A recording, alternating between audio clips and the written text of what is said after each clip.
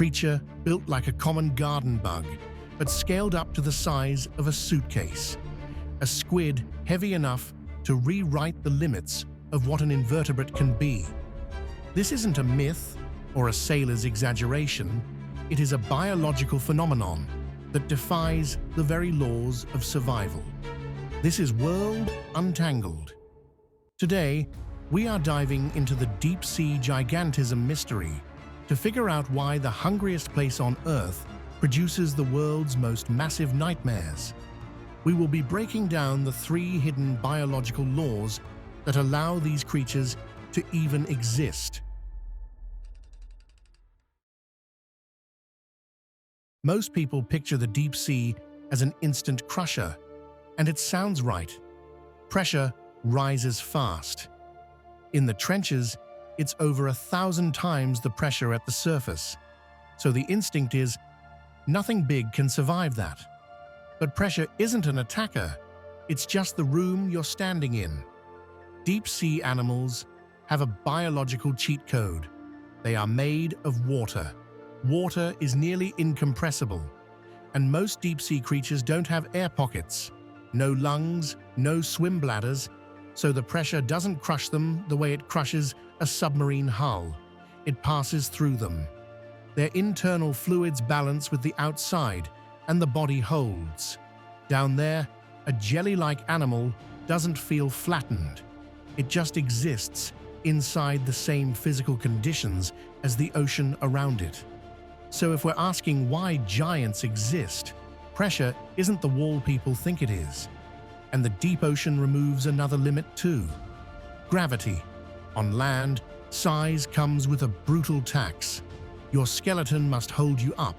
Your muscles must fight gravity constantly. If you get too big, your own body becomes a liability. But in water, gravity becomes negotiable. The ocean carries much of your weight. That's why the largest animal to ever live, the blue whale, could never exist on land. It's a creature made possible by the support of water. So here's where we are. Pressure doesn't forbid giants. Water makes size physically possible, which raises the real question. If the deep sea makes being big possible, why doesn't it make giants everywhere? Because one constraint still rules the abyss. Not pressure, not gravity, hunger. The deep ocean is defined by what it lacks. And the biggest shortage is energy. Near the surface, the ocean is a solar economy. Sunlight fuels plankton, plankton fuels fish, and life is dense and fast. But past the sunlight zone, the power shuts off. No light means no photosynthesis. No plants means no new food being produced down there. So what keeps anything alive? Marine snow. It sounds beautiful, but it's mostly leftovers, dead plankton, waste, and fragments drifting down from the world above. And the deeper you go, the worse the deal gets. Midwater animals take the best parts. Microbes recycle what's left, and by the time it reaches the abyss, it's the leftovers of leftovers. So most of the deep sea runs on dust. You can drift for days and see nothing, and then suddenly the water fills with snowfall. Not ice, food. And that creates the paradox at the heart of this video. Why would evolution build massive bodies in a place with almost no calories? Our instinct says scarcity should favor the small, but deep sea biology runs on survival math. And in the deep, scarcity doesn't always reward small.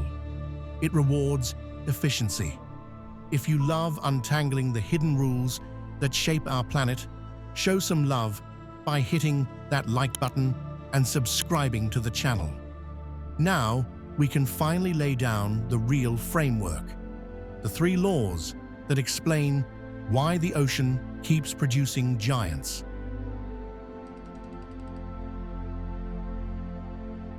Law number 1 is simple. Storage beats starvation. In a starving world, the biggest danger isn't hunger, it's unpredictability. In the deep sea, meals aren't just rare, they're random. You might hit a feast today and then find nothing for months. It's feast or famine living. And if you're small, you have a small fuel tank. Miss a meal and you're done. But if you're big, your body becomes a warehouse. This is the pantry strategy. A larger body can store huge reserves. It can survive longer gaps, travel farther between meals, and turn one lucky day into weeks or months of life. And nothing shows this better than a creature that looks like it crawled out of a childhood garden and got upgraded into something that feels wrong. The giant isopod. You've seen its cousin, the pillbug, the roly-poly, tiny, harmless, the size of a fingernail. Down in the deep sea, that same design scales up into a foot-long armored scavenger, like a little tank, patrolling the seafloor for the one thing that matters, a carcass. Because when food finally arrives, say a dead dolphin or a slab of whale meat, the isopod doesn't eat. It gorges. It packs its stomach until it can barely move. And in the deep sea, that isn't greed, that's insurance. In captivity in Japan, one giant isopod famously survived for 5 years between meals. That's the entire logic of this law. Down here, size isn't about power. Size is about turning rare opportunity into time. But storage alone doesn't explain the monsters, because a big body is still expensive, unless you change how you burn fuel. Which brings us to law number 2, which breaks intuition. Big burns cheaper. We assume bigger bodies must cost more. But biology doesn't scale like a simple straight line. This is the idea behind Kleiber's law. As animals get larger, their metabolism doesn't rise proportionally. Per kilogram, a big body can run slower. A mouse is a biological sports car, hot, fast, expensive, constantly refueling. A whale is a freight train, massive but efficient over distance. And in the deep sea, where every calorie is precious, that efficiency becomes a superpower. It lets a giant turn its internal fire down to a smolder, to become a living battery. And there's no better emblem of this than a creature we've imagined wrong for centuries, the colossal squid. The colossal squid is a beast of pure bulk. Found in the freezing Southern Ocean, these creatures can reach staggering weights of 1,500 pounds. For a long time, we pictured it as a berserker, a high-speed hunter in epic underwater wars with sperm whales. That's just great cinema, but terrible biology, because speed burns fuel. And fuel is too expensive down here. So the colossal squid's real superpower isn't rage, it's silence. It drifts. It waits. In the black, movement is a luxury. Stillness is a strategy. It spends almost nothing, saving energy for the only moments that matter. Even its eyes, the size of dinner plates, aren't just for finding food. They are early warning systems. They can detect the faint glow of bioluminescence disturbed by an approaching predator. By the time a sperm whale arrives, the squid has already vanished into the dark. So, the deep sea doesn't create giants that win by speed. It creates giants that win by patience. But scarcity and efficiency are only 2 parts of the puzzle. The deep ocean has a third force, one that doesn't come from food or metabolism, it comes from the water itself. Which brings us to law number 3. Cold rewards slow life. Cold changes everything. It slows chemical reactions, it slows movement, it slows life. There's an old pattern in ecology, often linked to Bergmann's rule. The observation that animals in colder climates tend to be larger than their warm weather relatives. Think of the massive polar bear versus the small sun bear. In cold water, oxygen is cheaper. Cold water can hold more dissolved oxygen than warm water, and when oxygen is more available, Especially in a world where organisms are already burning fuel slowly, big bodies become more feasible. So, in cold, oxygen-rich water, the constraints on size can loosen. Combine that with pantry-style storage and energy efficiency, and you get something that feels like it hacked time itself. The Greenland shark. Meet the ghost of the Arctic deep.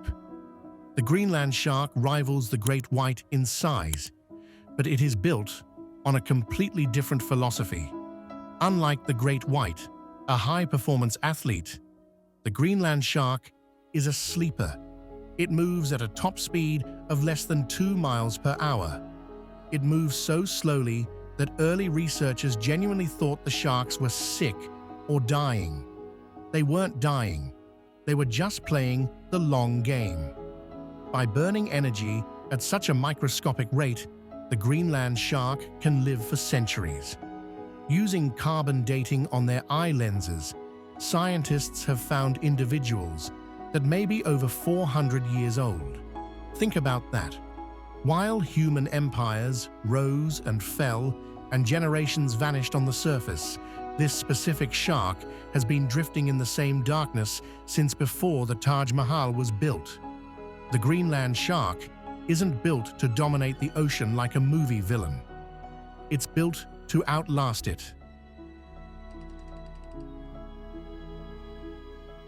So far, we've talked about giants as single creatures, one body getting bigger because the deep sea rewards storage, efficiency, and slow life.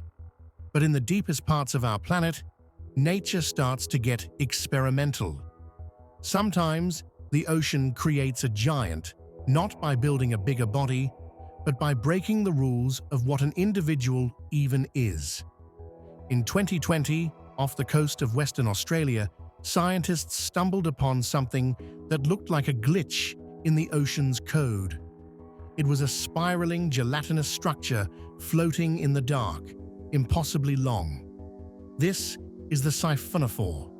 At over 150 feet long, it is significantly larger than a blue whale, making it one of the longest animals ever recorded. But here's the twist. It's not a single animal. It is a colony. A siphonophore is made of thousands of specialized clones, called zooids, fused together into one superorganism. Some are engines for swimming. Some are mouths for eating. Some are purely for reproduction. Instead of one creature struggling alone, it becomes a living city, spreading a massive net of stinging tentacles across the void. It's not just gigantism of the body, it's gigantism of the entire system. But while the Siphonophore builds a city to survive, other giants choose to become ghosts, hiding in plain sight by using the physics of light against their prey.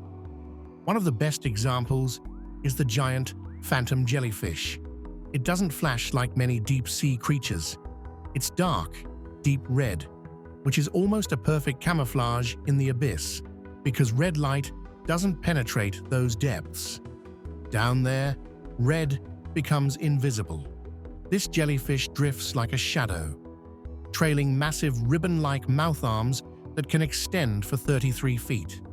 It doesn't need to chase. It doesn't need to chase its food. It simply exists in a world built to erase it, waiting for the ocean to deliver its next meal into its invisible grasp. Yet even the phantom looks normal compared to the creature that seems less like a jellyfish and more like an alien design sketch gone wrong. The Bigfin squid.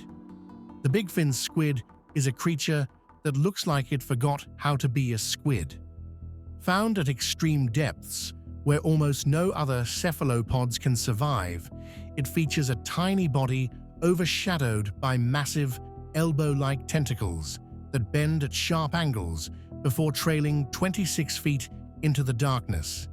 It doesn't use these tentacles to wrestle prey.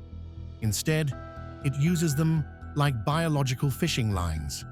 By dangling these sticky strands while its body remains nearly motionless, the bigfin squid practices the ultimate cheap hunting strategy. It is a low-energy masterpiece, built for a world of total stillness, where moving is a waste of life. So this chapter is really about one shift. The deep sea doesn't just make animals bigger, it makes survival strategies weirder. Colonies that behave like one body, predators that don't need speed, and hunters built for stillness. And now, if you think that's strange, the trenches take it one step further.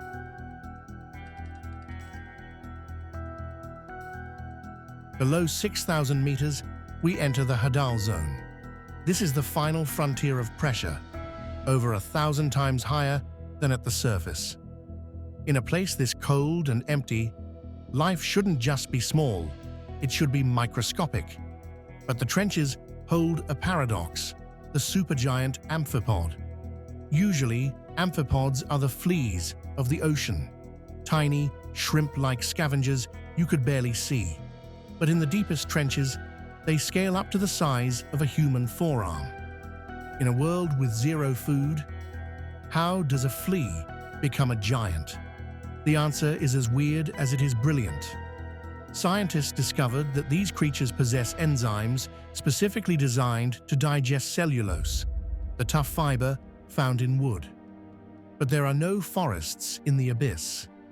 Instead, the deep sea lives on miracles from above. During massive storms, driftwood and entire trees are swept into the ocean. They become waterlogged and sink through miles of darkness like dead satellites, eventually landing in the trenches. To everything else, a piece of wood is just a rock. To the supergiant amphipod, it's a biological jackpot. These giants exist because they've evolved to exploit the trash that every other predator ignores.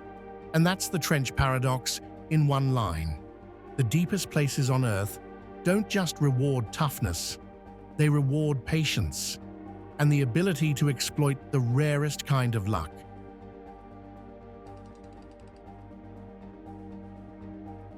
So why does the deep ocean create monsters? Not because of magic, not because of horror movie radiation, because of a cold, elegant logic.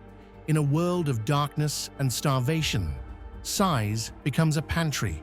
Size enables efficiency. Cold conditions support slow, long-lived strategies. These giants aren't freaks. They're the winners of an evolutionary game, played on the hardest difficulty setting. But their greatest strength is also their vulnerability, because these animals play the long game. They grow slowly, they reproduce slowly, they recover slowly, and now their world is being forced to change quickly. Deep-sea mining companies are already interested in the mineral-rich plains of the abyss, habitats that many deep-sea ecosystems depend on. Some of the hard surfaces on the seafloor take extremely long times to form, and they can serve as the foundation for deep-sea communities that can't simply relocate when the ground is stripped away. At the same time, the deep ocean is warming and losing oxygen in many regions as the climate changes.